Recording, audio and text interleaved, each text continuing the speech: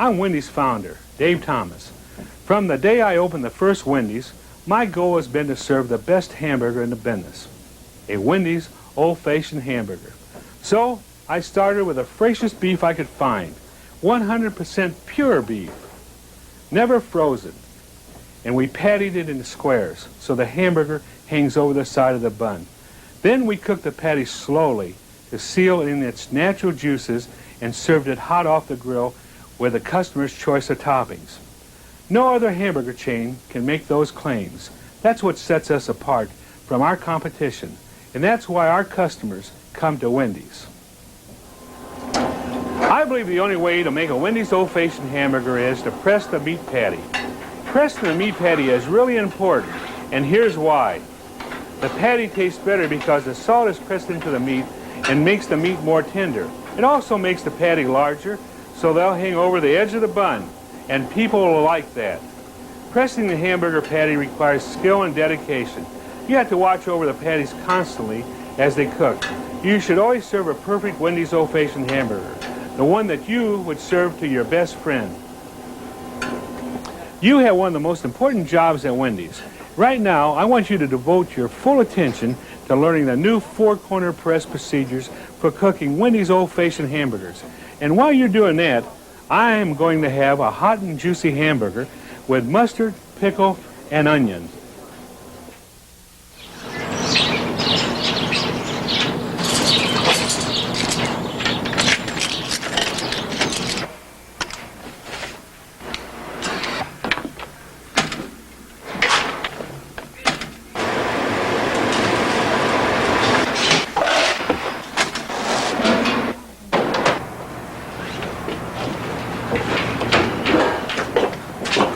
Hey, Greg, what's up? Not much. Mary's up front. She wants to see you. All right.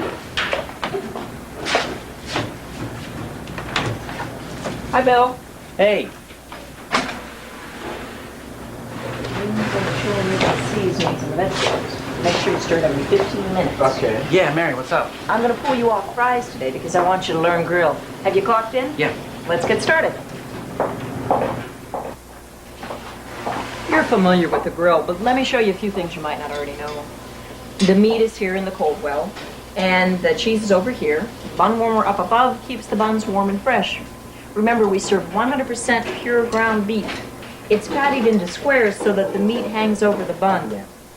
Now, the tape I'm going to show you will show you. Here's a crew guide and the grill training tape. Why don't you have a look at the tape first, and I'll check back with you in a few minutes. All right.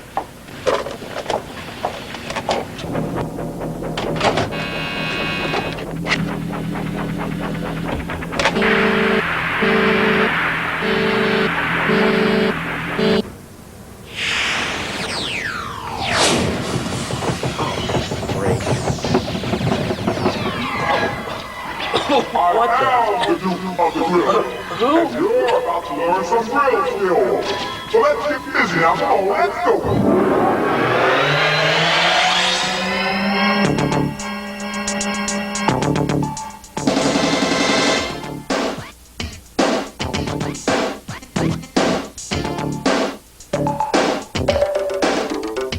Now working the grill, Bill, it ain't so tough. But first of all, you got to check your stuff. Like a grill that's set at 250 with the meat and cheese that's ready to go. A towel to keep your station looking cool. But most of all, you got to have your tool. Are you with me now? Get ready. We're gonna lay them down.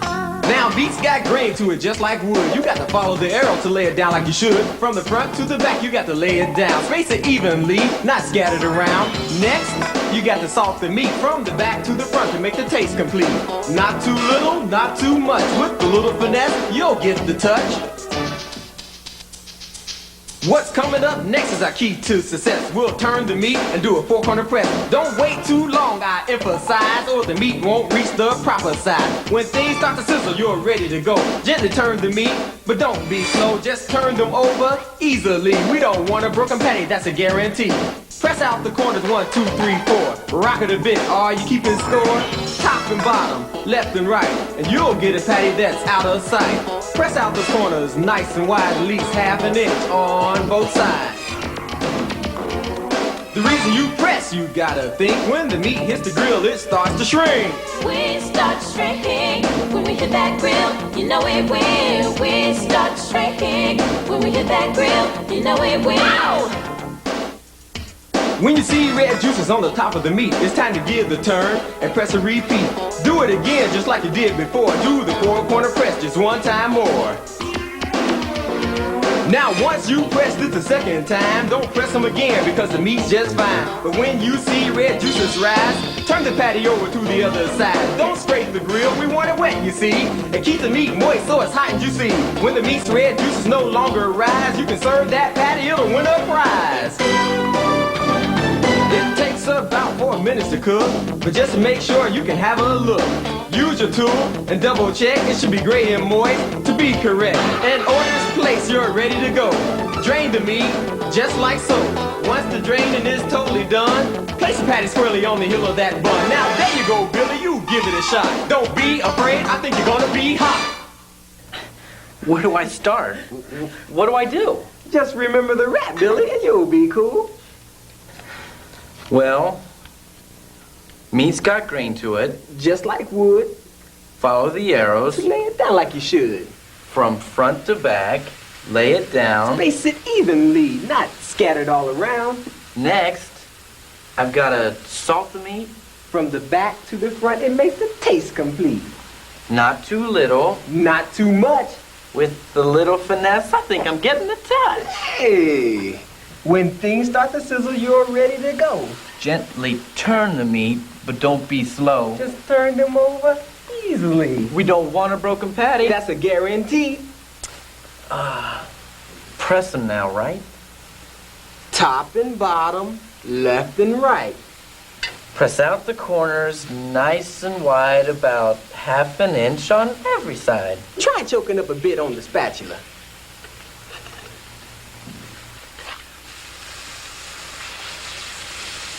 Hey, all right.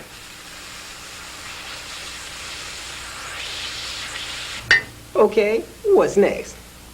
Let me see. I've salted, turned, pressed. Oh yeah. When you see red juices on the top of the meat, it's time to give them a turn, then press a repeat. Do it again just like you did it before. Do the four-corner press just one time more.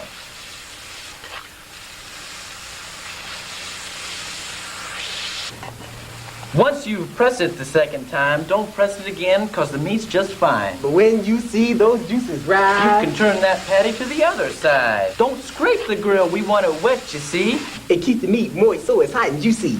And when those red juices no longer rise, you can serve that patty. It'll win a prize. It takes just about 4 minutes to cook. But just to make sure, you can take a look. Use your tool to double check. It should be great and moist to be correct. Hey! When an order's placed, you're ready to go. Just drain the meat. Just like so. Then when all the draining's done, you can place a patty squarely on the heel of the bun. All right, Billy. That's good. You're getting it down just like I knew you would. But just to be sure, there's still some more. A customer orders a single with cheese. Here's the way you do it if you wanna please. Lay down the cheese in a juicy spot, but don't leave it too long or it'll get too hot. Tool it up, lay it off on the meat. Do it right, keep it neat. Drain then serve on a bun just so. Don't touch it with your fingers, that's a big no-no. To make a double cheese for someone big and mean, use two or full patties with the cheese in between. Don't melt the cheese, the patties have heat. Press them together and it's complete. Drain and serve like you did before, and you can handle any dude who walks through the door.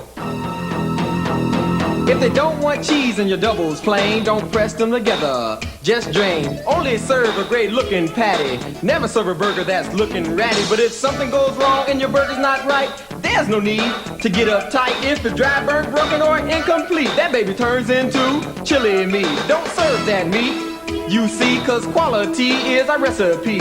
Put those patties in a chili pan and save them for all of our chili fans. But if they have cheese, then throw them away, or it'll ruin our chili, our experts say. Always try to anticipate, think ahead. or you'll be too late. Whether busy or slow, one thing remains the same. Keep your meat in the stages, that's the name of the game. No less than 4, no more than 5. Stage of meat's important, and that's no jive. Now your patties are hot and ready to go. Right in time with customer flow. Stage 1, I'm raw, you just laid me down. I'm stage 2 and I'm getting brown. You turn me and press me just one time, but there's 2 more stages before I'm fine. I'm stage 3, you press me twice, just 1 more stage before I'm nice. Stage 4, I'm hot, I should be done, looking good like I should so you can serve me, son. I'm stage 5 and I'm still alive, but serve me soon and don't be slow. I've only got 1 minute to go.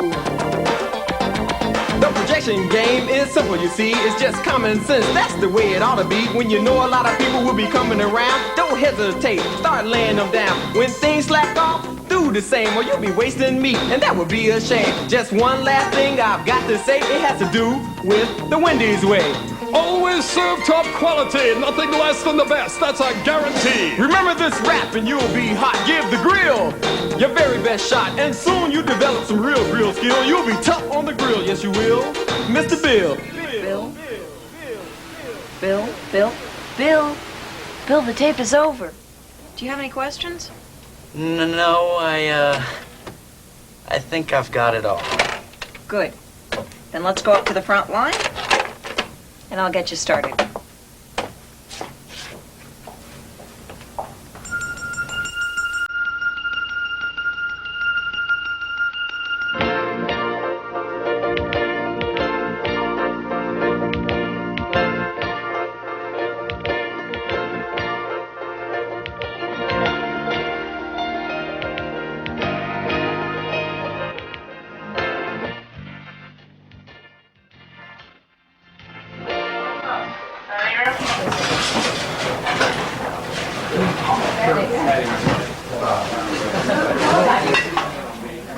It's looking real good. I think you got a handle on it. Thanks.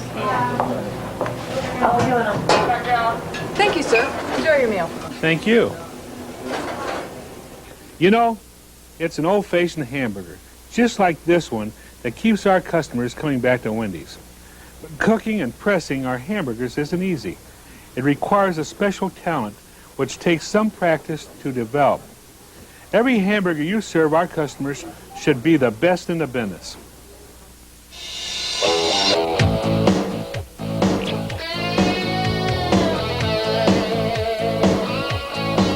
I won't get burned in the rush because I don't give up. When you're feeling the heat, I got just what you need. I've got grill skill. It takes nerves of steel. When you got orders to fill, you need the one with the grill skill. When I'm turning and pressing, I'm doing it right. It's always cooked to perfection. Gotta keep the team tight. I've got grill skill. It takes nerves of steel. When you got orders to fill, look to the one with the grill skill.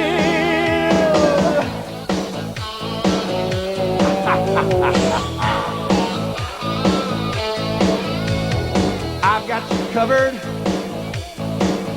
when they're lined out the door. When you get hit real hard, I said bring on some more.